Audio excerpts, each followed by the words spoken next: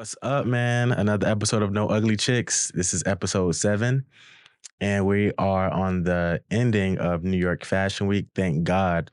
When people come to New York for Fashion Week, it's very touristy vibes, I would say, because people who come are not really fashionistas or fly guys. freak. It's just party people who want to get into parties and, drink free liquor. But today we have a person who is in the fashion space, is an iconic designer, a person who's been making moves, and I'm going to call this episode Rasheeda Got Bags because this guy makes a lot of handbags. Welcome, Brandon Blackwood. Hello. How are you? We're so back. Good. How are you though? Like, I feel like I see you a lot. We see each other out a lot. A lot, but we never really because I was like, hey, how are you? But it's never really like a conversation. I know. I'm always outside. I know you always outside, which is rare for like a designer of your caliber. Y'all, they be so like gay kept. You be in the trenches. No, I feel like last year I was like very to myself more. I wasn't very out, but like 2025 did something to me. What was the shift? I mean, there was a very major shift. Yeah. Like a personal shift. And then, I don't know, I just felt like I just wanted to like really start enjoying my time. Yeah. I mean, like the world is already crazy. We see when we turn on the news and we go on the Instagram, whatever. It's just so much chaotic stuff going around. So it's like, why not have fun and live it up? Be outside and have fun. I know, exactly. And drink a little bit too much. What do you drink? You a red, a white, or a brown guy? Okay, so I like rum. Yes. And I like vodka. Vodka. Oh. Exactly. And I love that reaction because it's like I get to be like the vodka girl. Yes, that's rare. I don't really hear No one likes vodka. I love vodka. I love Hennessy. Hennessy, rum, tequila. Tequila. I hate tequila. It's okay. It gives me headaches. I don't drink it. Every time I drink tequila, I do something very bad. That's every time. That's me with Hennessy. Oh my God. Freak. So explain your headspace after Fashion Week. I mean, I took like a week, like a full-on week of just chilling, not doing anything. Right. I was getting sick. I feel like I was outside every day. Yeah. 5, 7 events, however many. Hugging people, kissing people, chatting with everybody. It was a lot of like germs. Yeah. And I felt it. So after Fashion Week, I just had to like cleanse. Yeah. And get back into like my normal headspace, which I feel like I'm finally tapping back into. Yeah, that's amazing. Today I ran 3 miles this morning. Yeah. So congrats. Good. You're so healthy.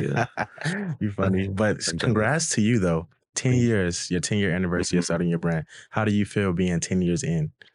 It's weird because like I think when you're in it, you don't feel it. Yeah. So like I feel like everyone around me, especially my team, has been like, it's 10 years, we have to do something. It's a big deal.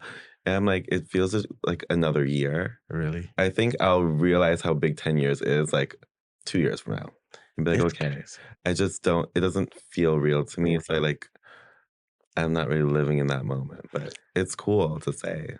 10 years as a brand that doesn't have any investors and you're the sole investors, that's a pretty big deal. Like, congratulations Thank to you on that. But like, you're Jamaican, you're a native New Yorker. Just want to touch on like your early beginnings. We see the crazy collabs and just the viral Beyoncé, Kim Kardashian, things that you've done in the past and just your growth over the last 10 years.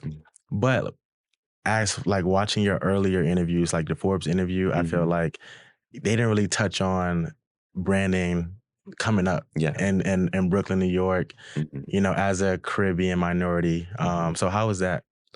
I think like being a native New Yorker and growing up in New York is kind of great. I feel like anyone born and raised here is just, you grow up a little faster. You're so exposed to things. You're on the subway. You're like seeing crazy shit all the time. Can I curse? Yeah. Okay, you're seeing crazy shit all the time. Like you really just, you get a little older, a little quicker. Yeah. I think that really did help like business-wise and all that stuff. But growing in New York, it was really good because I feel like I got to see everything so young. And I got to really just like form my identity a little bit faster. Yeah, like y'all are the mecca of everything. It's like you see 10-year-olds taking the train by themselves, dealing with seeing all different walks of life. Which is super insane to me. I grew up where your hand is on the buggy Like, you can't. Yeah. My mom was super strict, so I couldn't imagine being a kid in Oh there. no, I had a favorite crackhead named Carlos at 12. Oh, yeah. I'm so serious. Yeah. Yeah. Our crackheads in Miami are very, like, they're athletes. They'll do, like, backflips. They'll do, like, All crackhead. crackheads are athletes, though. That is true. Yeah. Yeah. It's like that super strength. That is. Yeah. Yeah. Yeah. That is true. You're from Miami? Yes. Oh my God, trouble. Dade County 305. Crazy. Yes. But growing up with Caribbean parents, strict, Super strict. very studious. You have the good grades. You have to be an astronaut or you have to be a doctor or a dentist. You know, it's nothing creative when it comes to, you know, being in the household of Jamaicans, Haitians, Trinidadians. Did you face like, wait, before I even say that, did you already always knew you wanted to be in the creative space? Design world? Yeah. No. I used to tell people actually that I never wanted to be a designer, that it looked like way too much work. Yeah. But I always loved fashion. But again, being Jamaican, like I was always good in the sciences and it kind of messed me up because that's what everyone put on me. So I was going to do like med stuff, you know, like I went to school for neuroscience. Yes. I loved science. I loved learning. I didn't want that to be my life. Yeah. And I think when I decided to do design, like I let a lot of people down, especially my family. I remember my mom was talking to me. She was like, you need to like, you know, fashion's not serious. You need to go to school. Like you need to just continue with the med school stuff. And I remember telling her, I was like, if you want a doctor in the family so bad, just you do it. You go to med school. Yeah. Like I'm not doing it. And then I had to quickly move out of the house after saying that. Oh, they threw you out? I didn't get thrown out. My mom wouldn't throw me out, but the vibe was not fun, and I moved out because I was like, I need to just do my own thing, live my own life. And what age did you break the ice, saying like, "Hey, I don't want to"? This is right after college. Like, 18, 19. 21. No, after college, I graduated. It's like 21. Yeah. Wow. So, or did you feel disappointed? Like, you know, we don't want to let our parents down. Yeah, I felt like the biggest fuck up. I felt like I let everybody down. Right. And I think, though, that really did help with my career because I had a lot of people being like, this is stupid. Like, you know, once you're done with this thing and it falls through, go back to school and do what you got to do. So I feel like having that also, though, kind of helped because I could not face failing. Yeah. You just got to block out the outside noise. You know what I mean? Especially growing up with, you're like 31, 32. I'll take it. So your parents are like 65, so they're 70. No, they had me young. My mom's like, oh, she young in turn. Yeah, 50, 57. 50, oh, she's young. So yeah, that's still like an age where it's like doctor, lawyer, bus driver, police officer. And I'm like, how are you telling me to go to med school and do all that stuff? You're having babies at 20. That is true. Very. I tell my mom that all the time. Like, don't talk. But if you wanted to, like, say if you're in a multiverse and you would have taken the path of being a neuroscientist, or I think you switched your major and went and became a American Studies, focusing on what's it called? Fashion. Fashion. What's it called? Fashion. Yeah. Yeah.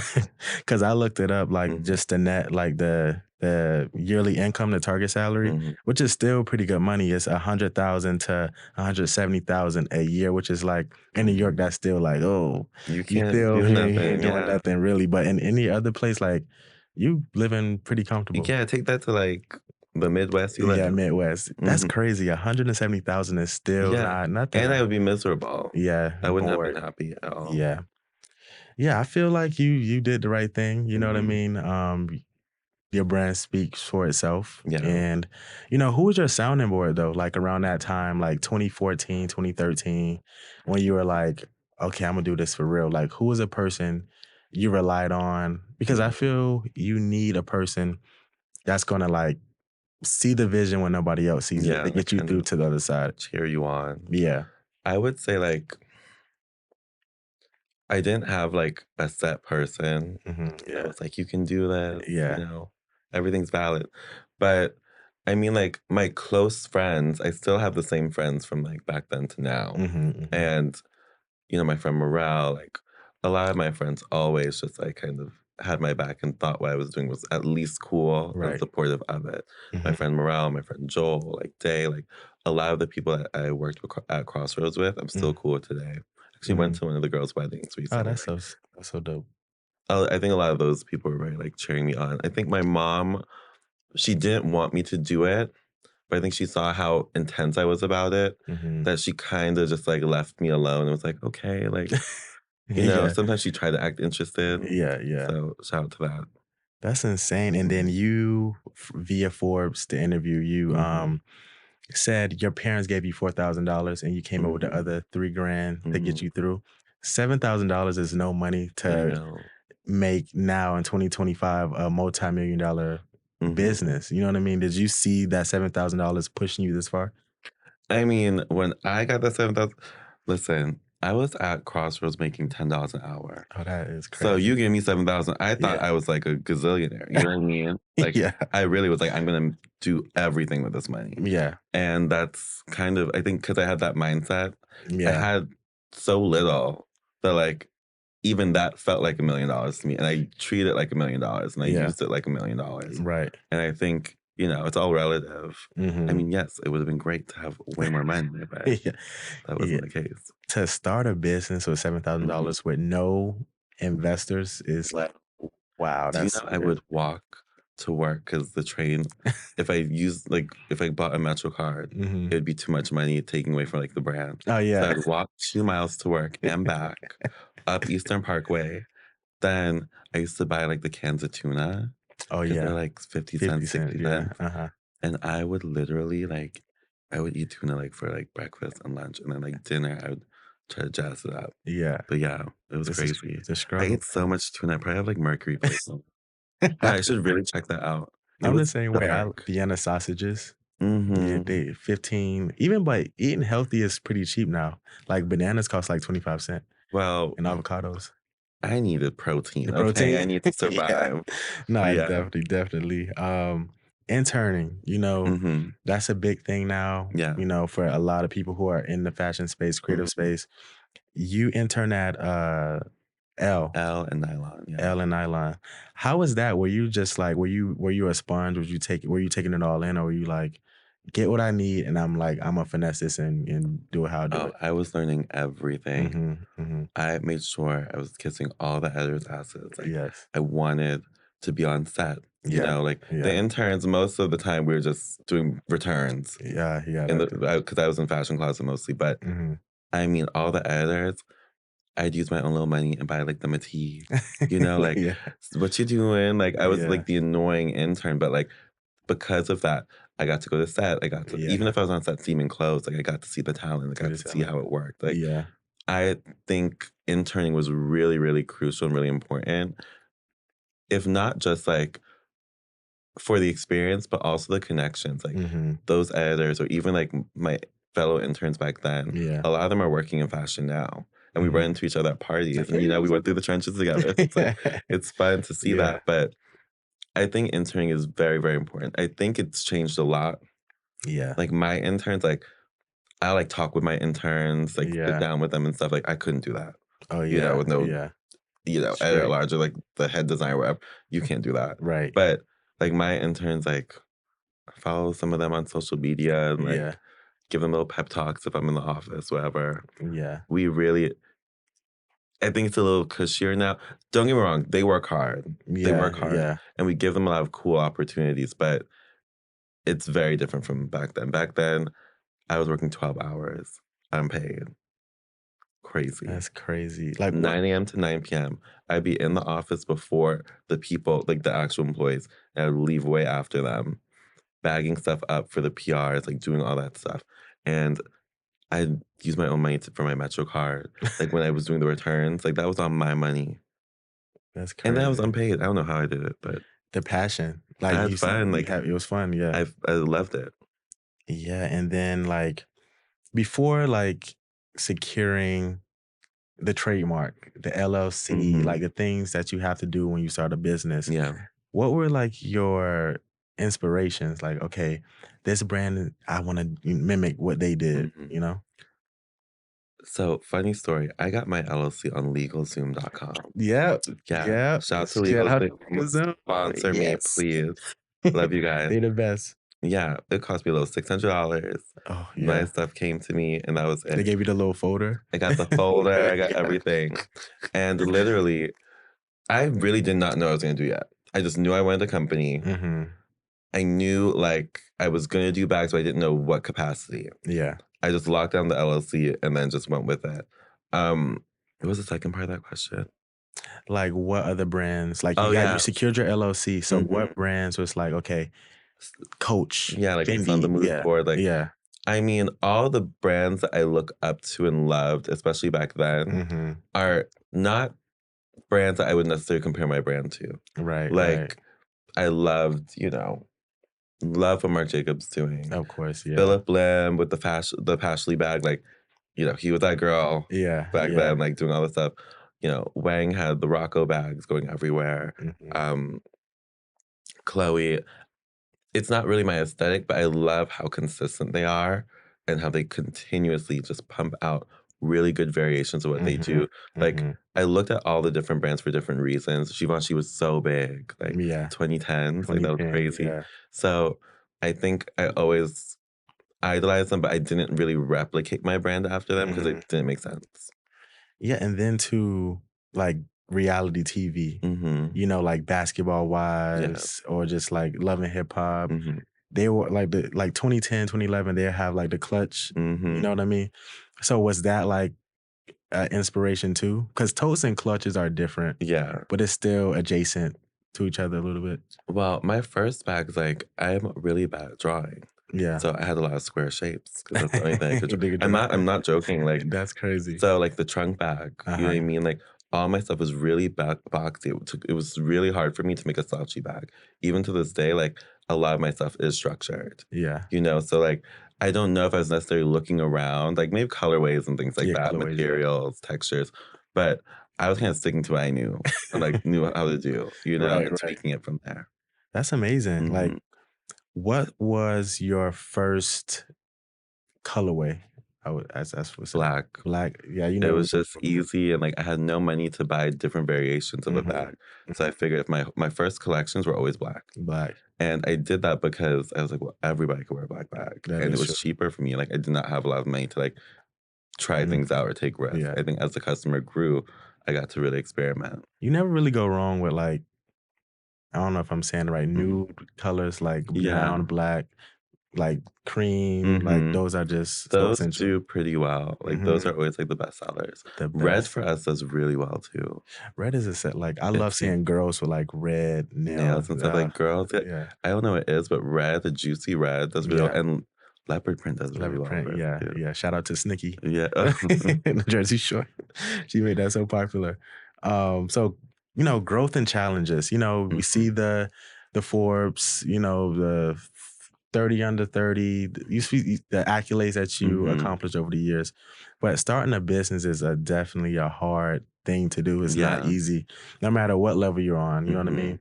Because you survived COVID, we're in a recession. It's just like, it's so much that hits you. What's like the growth and challenges that you constantly face to this day?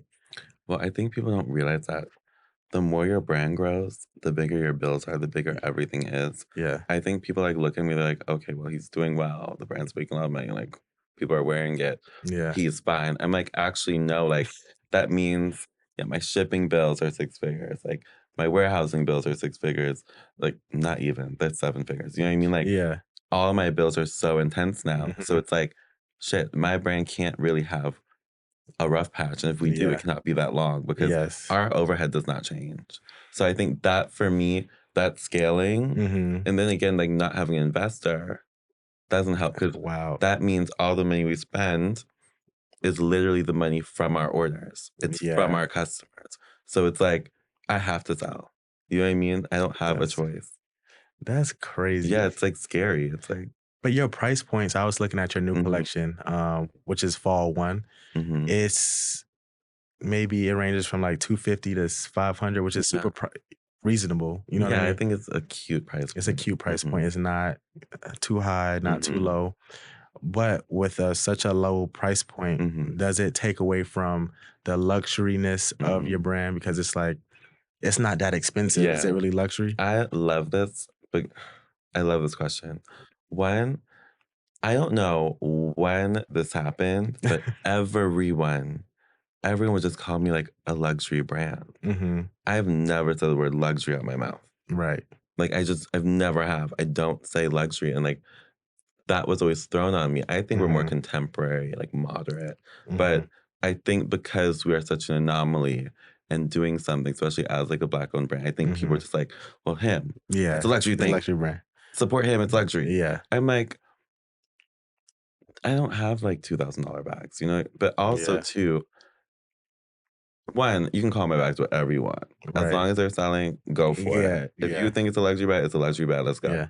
But for me, it's really like my idea of luxury is more so around the idea of having options. Yeah. You know what I mean? Mm-hmm. Going to the grocery store and buying organic chicken instead of like Purdue, that's luxury. You know what I Yeah. mean? Like Yeah. luxury is like having options. I think with my customers, in a sense, yeah, they do have some luxury because all those bags can be options for them. So maybe Right. that's it.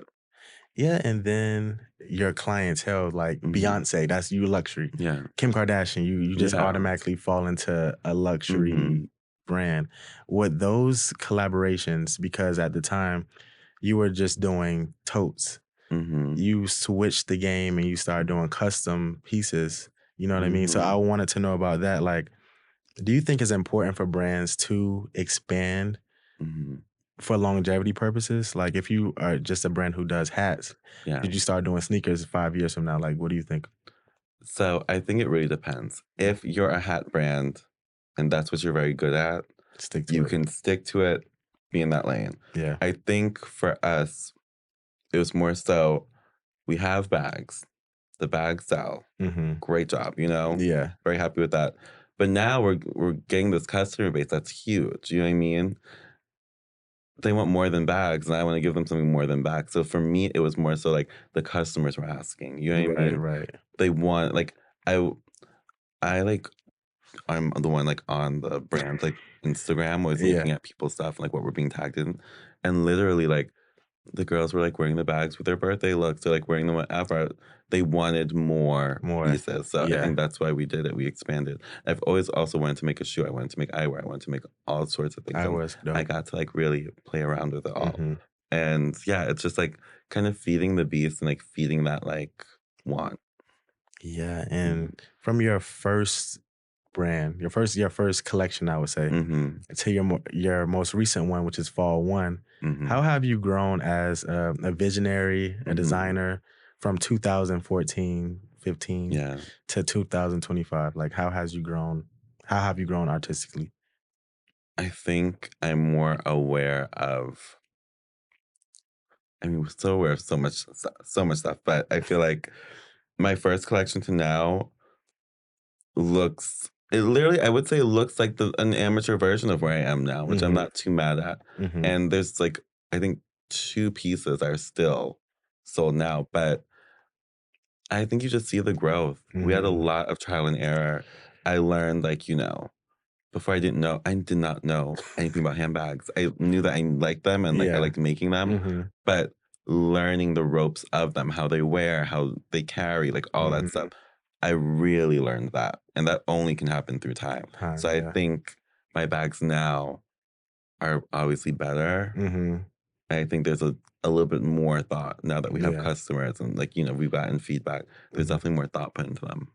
And when it comes to just being hands-on Mm-hmm. as you are, from the beginning, you probably had a little staff, not Mm-hmm. big, but now you're growing and you have way more people. Mm-hmm. The trust level, because you're probably like type A-ish. You probably like Sometimes. things the way you like it. Mm-hmm. How do you trust somebody else to just like have the keys and you don't worry a bit? So I used to be in the office every day, Mm-hmm. every single day, knowing what everybody is doing Yeah. from like PR to design to partnerships. Like I was just bouncing around every day, just being filled with information Yeah. about this brand. And it was good, but it wore me down. Like I was Yeah. fucking tired. I got so depressed and like so angry all the time because I Uh, was just like thinking about everybody's thing. And then something hit me where I was just like, one, like this is why we're all here. Not everything is like my job, not my job to look over. Yeah. So I think now I've really learned to like step back. Yeah. And I love it. Like, I'm not even joking. Was it an easy thing or was it hard? It wasn't easy, but it was like out of necessity. Like, yeah. Gary, I was so depressed. Like last year, I don't know, I gained a ton of weight. I was like really sad. Like I was just not in a good headspace. It's crazy. And I think I had to let go and just trust the team. Yeah. And just do my own thing and have them like figure it out. And I had to figure out myself for a little bit. It's like the name of your brand is your name. You know what I mean? Which I don't recommend anyone do. It's actually fucking horrible. Yeah. Because So like when it's you. This is a representation of you. It's not called Black Shoe. Yeah, I wish. Yeah. So it's like it follows you. You know what I mean? Yeah, and it's weird. It's like I think a part of that stress too is like you don't realize how important your name is to you until you hear other people say it all the time and you see people wearing it. Like it doesn't belong to you in the same way anymore. Yeah. And it's weird. Yeah. Like I enjoy it and I love like the customers like going out and like their bags literally have my whole name on it. Yes. And like that's my real name. Like people used to think that was like a fake name or something. Yeah. So for me, it was just really tough because I was just like, shit, you lose the core of yourself a little bit, I would say.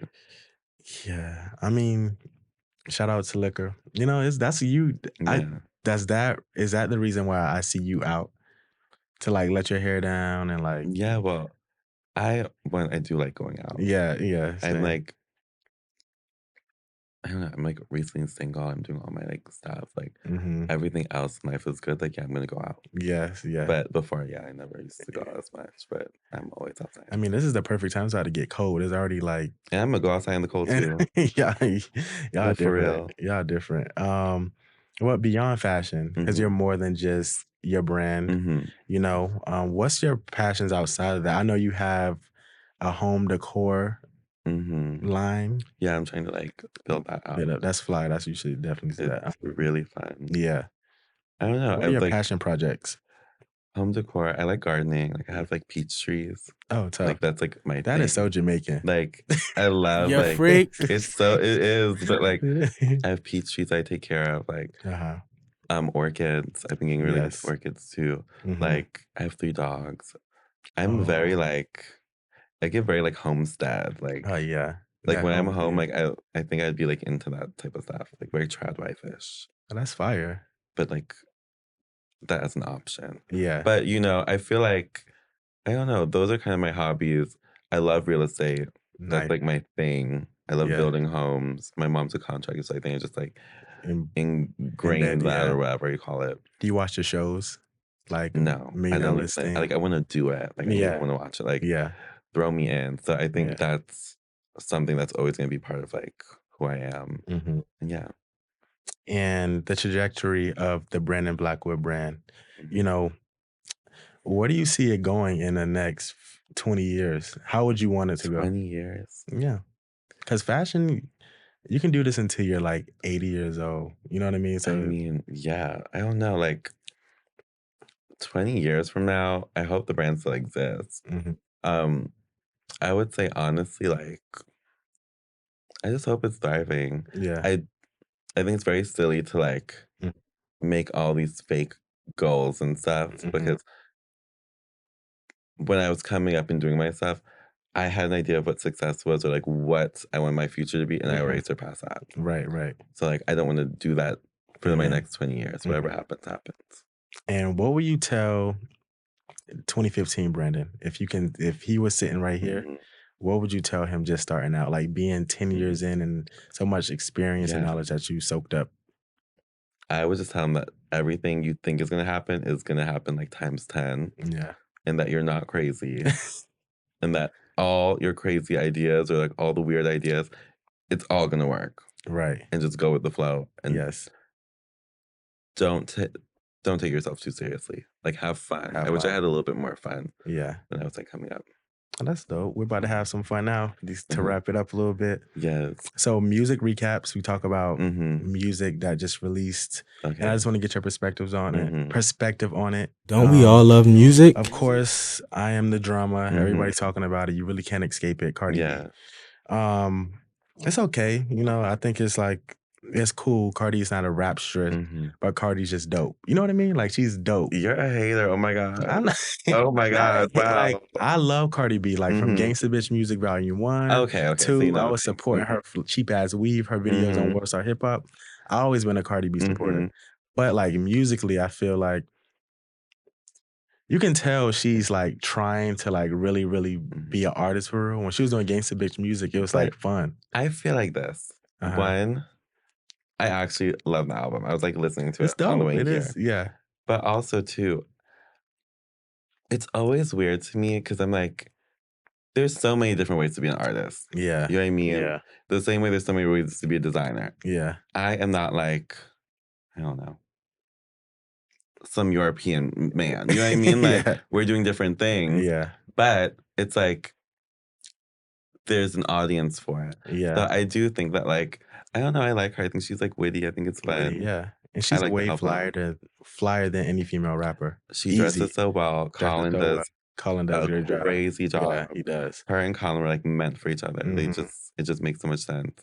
And I like the album. It's dope. It's hard to dress a person like voluptuous, curvy girls that look like strippers. They don't look high fashion. No matter what you put them in, it doesn't look. But Cardi does make it look cool. Cardi looks expensive. Like, expensive, yeah. I was at a Schiaparelli couture show. She was there as well. And I was sitting, she walked in, and I feel like she's very short. Yeah. She commanded all the attention, and she looked so expensive. I was like, I don't know. I love it. Yeah. Kim Kardashian and Cardi B are the only females that are curvy that look expensive. I think it's about good styling, though. I think anyone can look good if you know your proportions, you know how to style it, and you know, like, you know, how to play along. And you have to have a very strong sense of direction, which I think those two have. Yeah. Shout out to Belcalis. Belcalis. So our last column is called Throw Glitter on Them. And that means, like, what pissed you off this week? It can be something really small, minuscule. Like, mine is, I went to the gym this morning, and it's a new guy. He didn't really know how to work the systems. And I'm gonna be real. It was, you know, the fee that you have to pay, like the what is it called? Like the annual fee. I didn't pay it. So I was like, oh, I'll pay it. He was like, no, you have to pay it right now. Like, just really like, come on, man. So you're like, girl, shut up. It's not serious. It's not that serious. Like, he just started. Like, he's really like. Yeah, so he hype. Yeah, so that's my throw glitter on him. You threw glitter on him? Yeah, fuck yeah. Throw glitter on him. It could be the smallest, the biggest thing.